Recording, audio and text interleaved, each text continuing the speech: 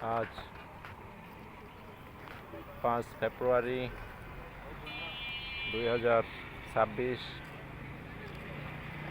এই মুহূর্তে আমি দাঁড়িয়ে আছি দিনাজপুর মেডিকেলের সামনে। এখানে ঢাকা দিনাজপুর হাইওয়ের উপর ফুটপাত নির্মাণ করা হচ্ছে। এই ফুটপাত ত্রুটিপূর্ণ। হাইওয়ে রাস্তা সিঙ্গেল রাস্তা, দুটো গাড়ি ওভারটেক করে যদি তৃতীয় কোনো গাড়ির পাশাপাশি থাকে সেই ক্ষেত্রে এই ফুটপাত দুর্ঘটনার সৃষ্টি করবে। রাস্তার পাশে সাপোর্ট রাস্তা বা মেঠো রাস্তা রাখা হয়নি।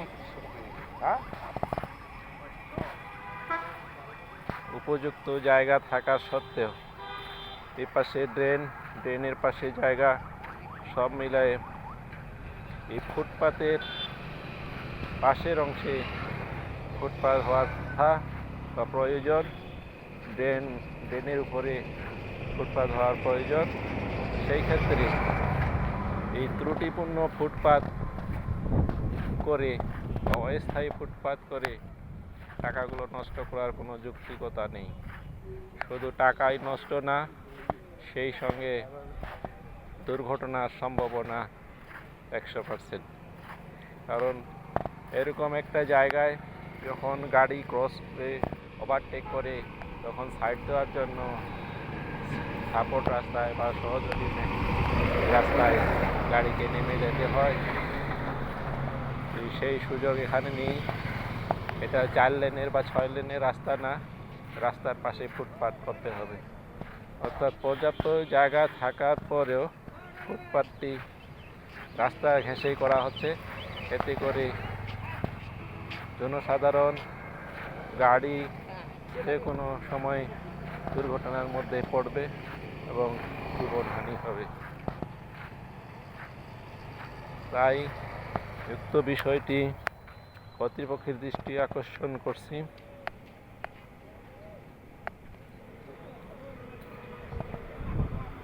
এই সংকীর্ণ রাস্তার পাশে এরকম একটা ফুটপাত নির্মাণ করা কোনো যুক্তি নেই।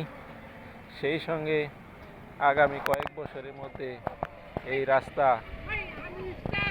4 লেনে বা 6 লেনে উন্নীত করা প্রয়োজন হবে। শহরতলি এলাকায় প্রচুর গাড়ির চাপ থাকে। এটা শহরে ঢোকার মুখ, প্রচুর গাড়ির চাপ থাকে।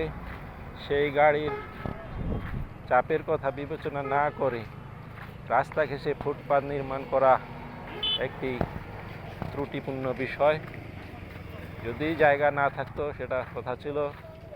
রাস্তার পাশে পর্যাপ্ত জায়গা, এই ফুটপাতের পরেও আরও 10 হইতে 15 ফিট জায়গা আছে অ্যাভেলেবেল।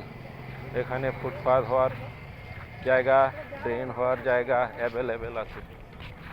তো এইসব বিষয় বিবেচনা করা উচিত। ইঞ্জিনিয়ার, রডসের হাইওয়ে বা সিটি কর্পোরেশন যারাই যে দায়িত্বে থাকুক তাদের এই বিষয়টি নজরে বা আমলে নেওয়া উচিত। আলী বাবা, বিটিপি, দিনাজপুর।